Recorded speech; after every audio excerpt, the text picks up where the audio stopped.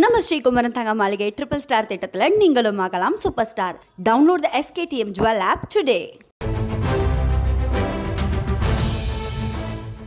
தைலாபுரத்தில் பாமக நிறுவனர் ராமதாசுடன் முக்கிய நிர்வாகிகள் ஆலோசனையில் ஈடுபட்டு இருப்பதாக தகவல் வெளியாகியிருக்கிறது.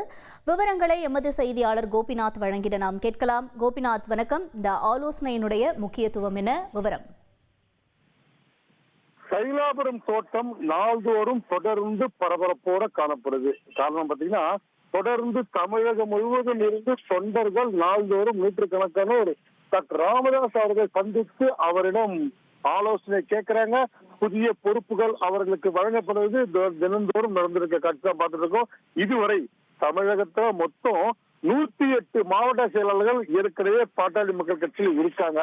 இதுல மொத்தம் 19 மாவட்ட செயலாளர்களை மாற்றியும் அதே போல 4 மாவட்ட தலைவர்களை மாற்றியும் புதிய பொறுப்பாளர்களை நியமித்து டாக்டர் ராமதாஸ் அவர்கள் உத்தரவுகளை வழங்கியிருக்காரு. மொத்தம் பாத்தீங்கன்னா பாட்டாளி மக்கள் கட்சியை பொறுத்த வரைக்கும் 108ங்க.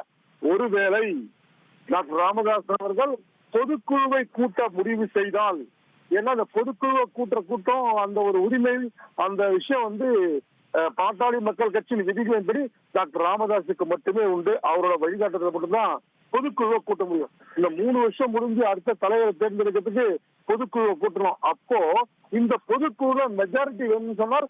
பாட்டாளி மக்கள் கட்சி நிறுவனர் டாக்டர் ராமதாஸ் அவர்கள் நியமித்த நிர்வாகிகள் அதிகம் பேர் இருந்தா மட்டும்தான் டாக்டர் ராமதாஸ் அவர்கள் சொல்லக்கூடிய, அவர்கள் வழிமுறைக்கூடிய அந்த விஷயத்துல ஜெயிக்க முடியும். அவங்கதான் அடுத்தது தலைவராகவும் தேர்ந்தெடுக்க முடியும்.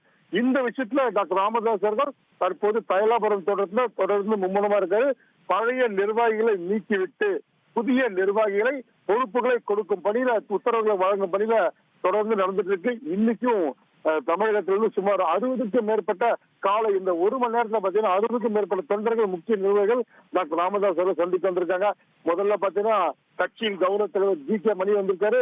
அரசியல் ஆலோசனை குழு தலைவர் பேராசிரியர் தீரன் வந்திருக்காரு.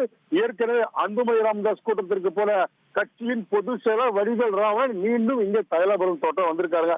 இவங்க 3 பேர் தலைமையில கட்சி நிர்வாகிகள் ஆலோசனை கூட்டம், உயர்மட்ட கூட்டம், குழு கூட்டம் நடந்துட்டு இருக்கு. இதனை தொடர்ந்து புதிய பொறுப்பாளர்கள் நியமிக்கவும் அடுத்த கட்ட நடவடிக்கையில டாக்டர் ராமதாஸ் அவர்கள் ஈடுபட்டிருக்கிறதாக நமக்கு கிடைச்ச தகவலா பார்த்துட்டு இருக்கோம்.